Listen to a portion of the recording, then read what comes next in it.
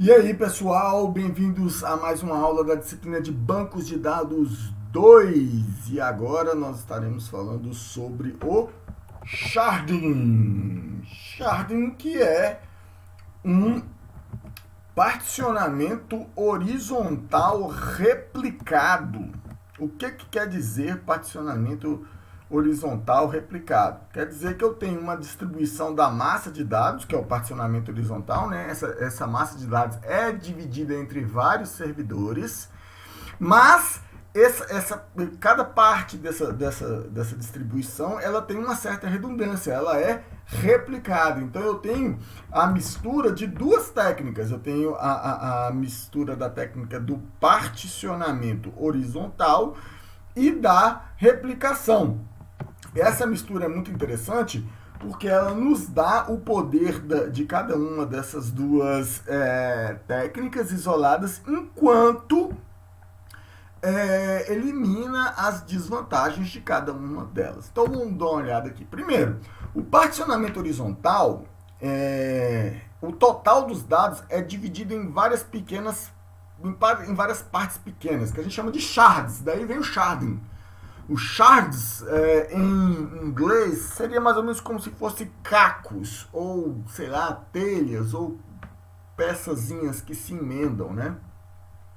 Mas vamos ficar com essa tradução, shard como se fossem cacos. Então, o conjunto dos dados é como se fosse aquele vaso lindo lá da sua mãe que você deixou cair e ele virou um monte de cacos. E agora você vai pegar esses cacos e vai distribuir em vários lugares diferentes. Então, isso é o princípio básico do sharding, que é o princípio do particionamento horizontal.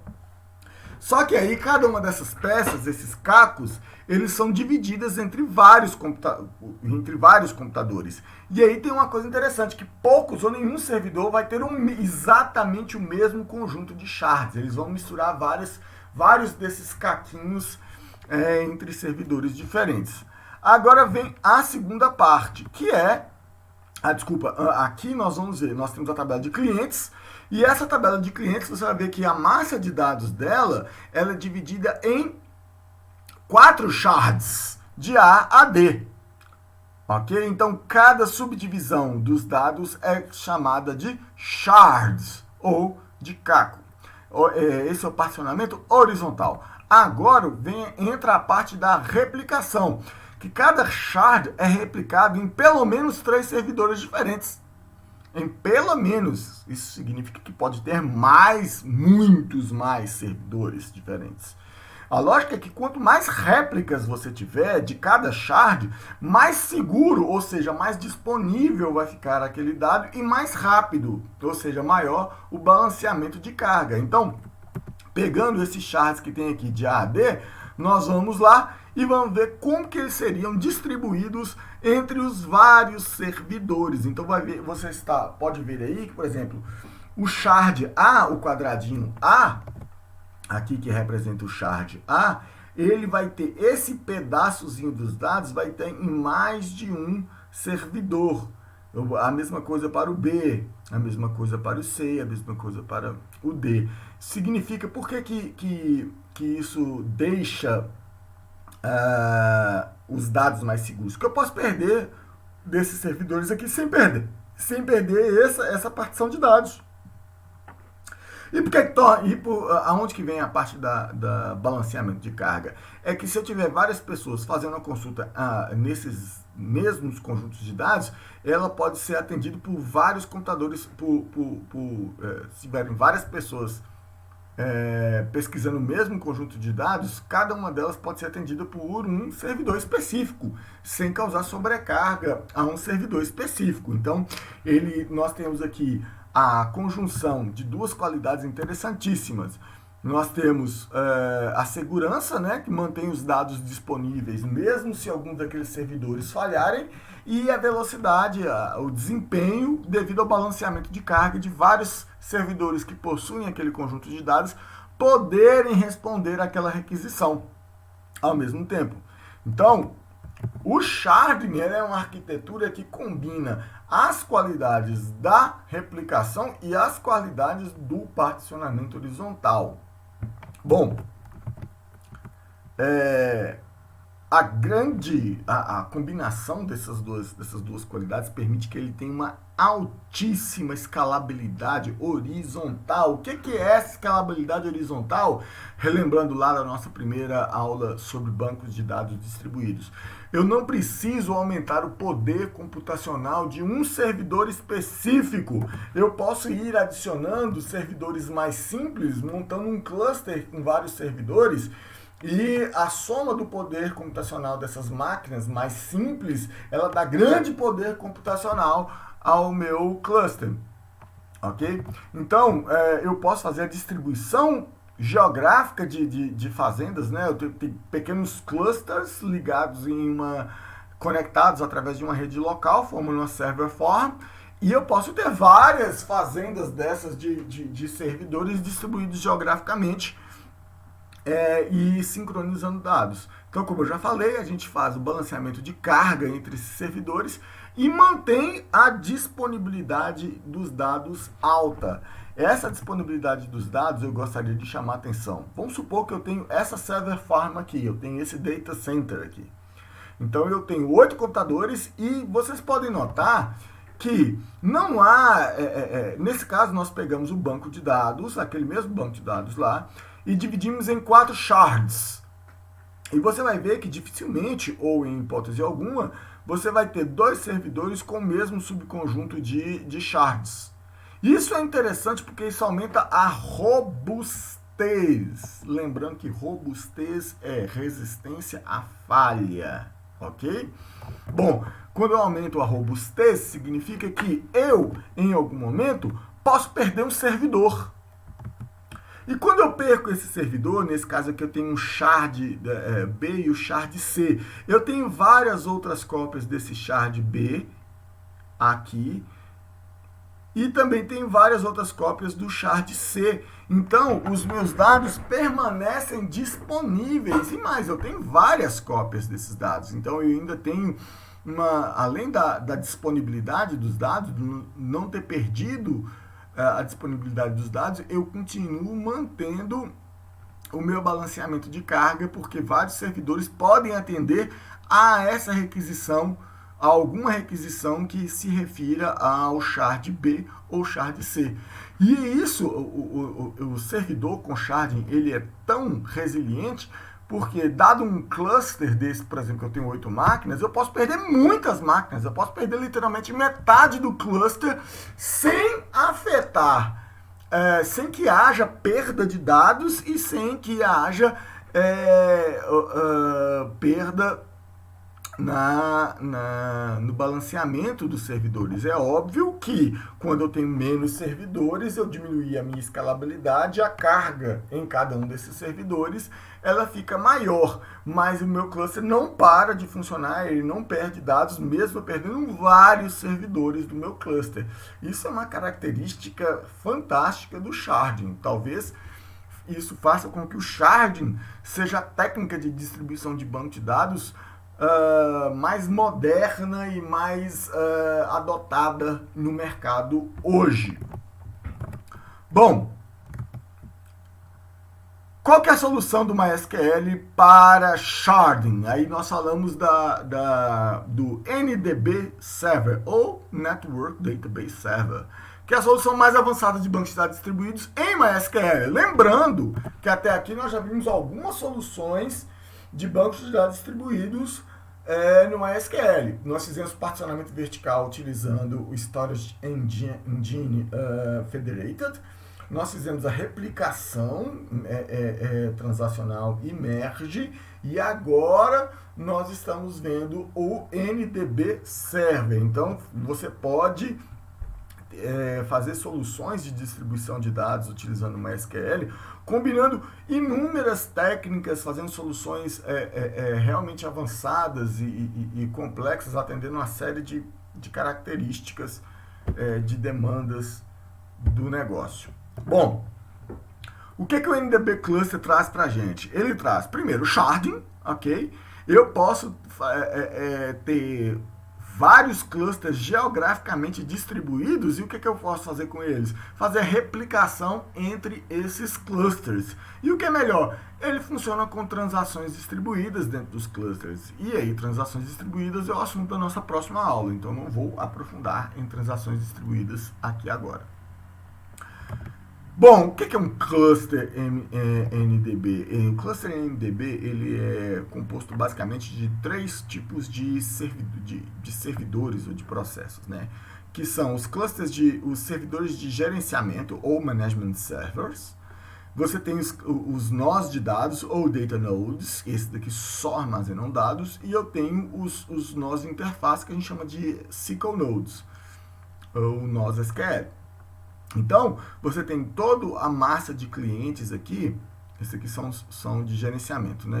Clientes de gerenciamento. Mas os clientes de dados mesmo, eles acessam os servidores SQL, né? Os nós SQL, e os nós SQL eles não armazenam dados. Eles apenas, através de um storage engine chamado NDB, ou seja, todas as tabelas que tem aqui nesses bancos de dados, elas são tabelas que funcionam como federated tables, elas não são tabelas físicas.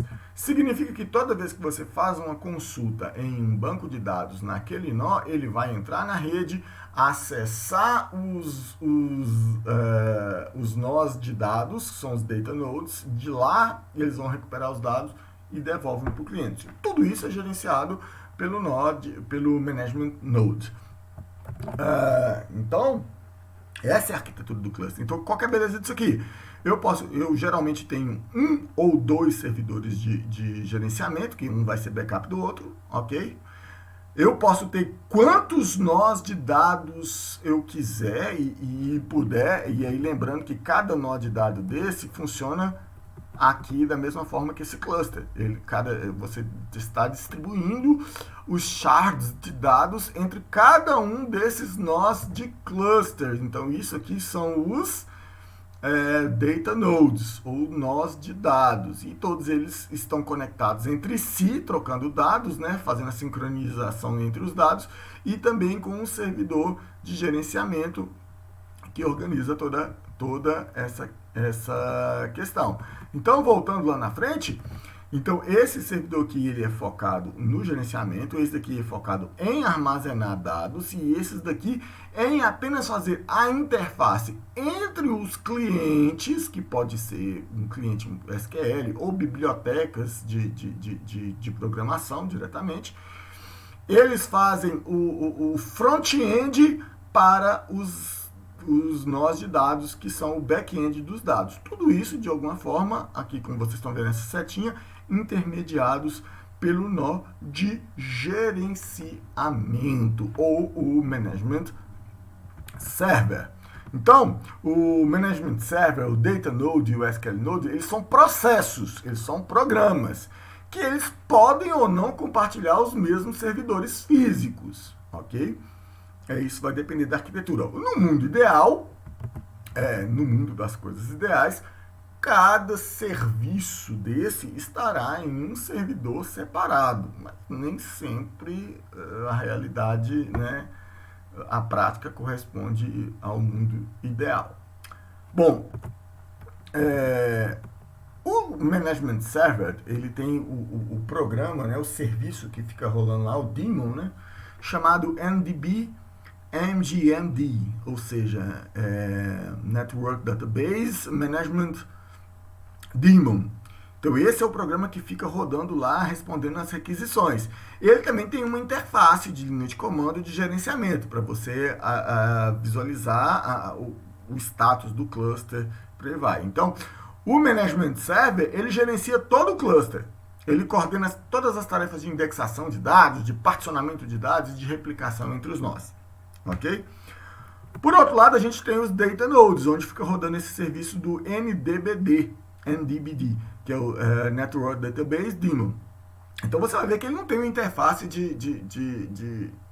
sabe, uma interface para você ficar mexendo com os dados daquele node.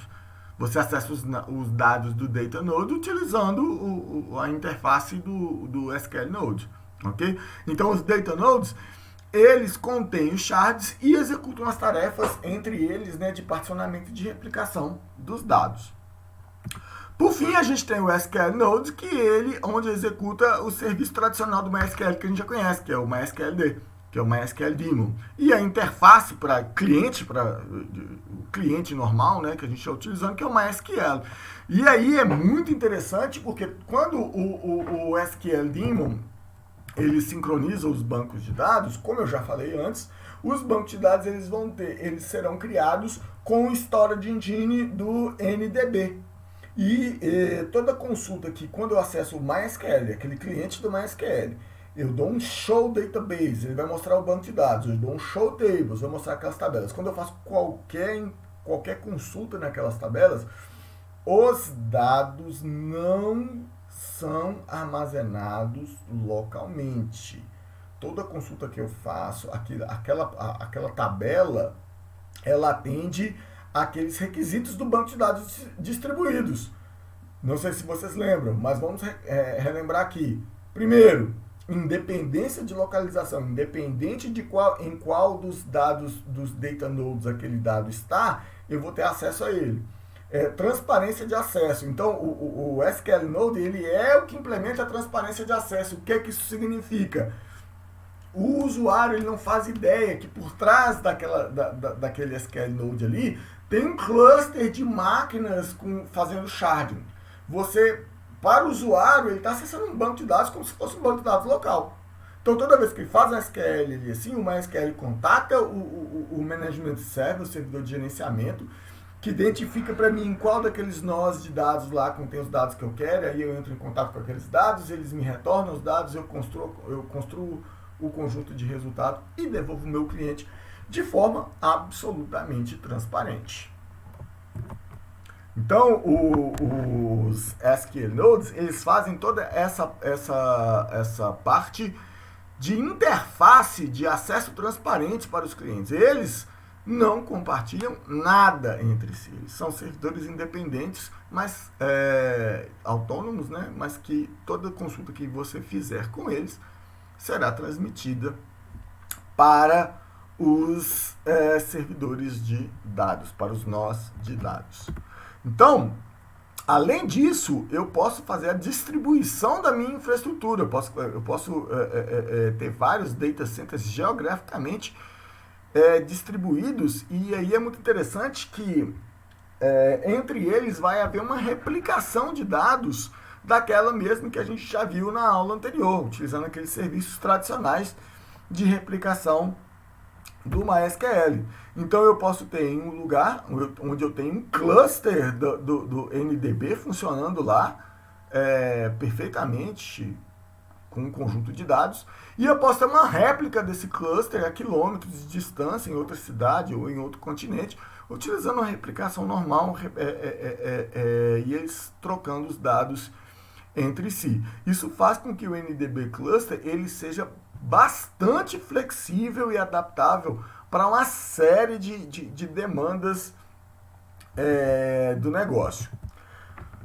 Os detalhes físicos de implementação do Cluster NDB, eles fogem do escopo desse vídeo, eles fazem parte do laboratório prático da disciplina, onde nós temos lá um passo a passo de como implementar fisicamente o Cluster NDB. Não é nada muito mais difícil do que colocar uma replicação para funcionar, por exemplo. Mas, para não gastar tempo com tecnicismos, a gente deixa isso para o laboratório prático. O Cluster NDB, a gente chegou aqui num limite de uma fronteira tecnológica em que o Cluster NDB ele foi criado para dar alta escalabilidade horizontal a clusters MySQL e fazer frente a soluções NoSQL, soluções não relacionais de alto desempenho horizontal, como MongoDB e outros bancos de dados não relacionais. Bom, só para a gente fechar aqui, é importante a gente falar de algumas características, né, do sharding. Bom, a grande vantagem do sharding é porque eu posso ter inúmeras máquinas e acrescentar inúmeras máquinas, porque o armazenamento nessas máquinas é leve, ok? É flexível, você não tem o problema da escalabilidade vertical, de você ter que investir muito em termos de disco e memória em uma única máquina que concentra todo o serviço. Você distribui os serviços entre várias máquinas e elas podem ter um hardware um pouco mais modesto, exatamente porque você quer ganhar na escala. E aí, essas máquinas podem queimar à vontade, que você substitui, porque o preço disso é baixo, ok? E isso nos auxilia a fazer a distribuição eficiente da carga. Né? Então, quanto mais máquinas eu tenho no meu cluster, mais eficientemente eu distribuo a carga entre elas. Porém, aí basicamente para bancos de dados relacionais, nós temos alguns problemas. O primeiro deles é que a sincronização dos dados é bem mais complexa. Isso aqui é o gancho para a nossa próxima aula, que é transações distribuídas. Nós vamos ver como é que funciona o protocolo de transações ACID distribuídas, e nós vamos ver que ele é um protocolo extremamente custoso computacionalmente, e isso em clusters muito grandes pode ser um fator impedidor da adoção. Segundo, que em uma arquitetura mais simples de distribuição, eu posso ter 2 computadores, 2 servidores, mas no sharding ele tem essa restrição, no mínimo 3 servidores. Bom, galera, a gente fica aqui, foi uma explicação de bastante alto nível sobre o sharding, e durante a implementação do cluster NDB nós teremos mais acessos aos detalhes operacionais de como essa técnica essa técnica de distribuição funciona. Ok? Na nossa próxima aula, a gente vai falar sobre bancos de dados distribuídos. Transações distribuídas em bancos de dados. E nós vamos ver todas as complicações que isso acarreta. E bancos de dados distribuídos com transações ACID são o mote, a motivação para o movimento do NoSQL que veio a seguir. A gente vai falando disso na nossa próxima aula. Até lá, pessoal!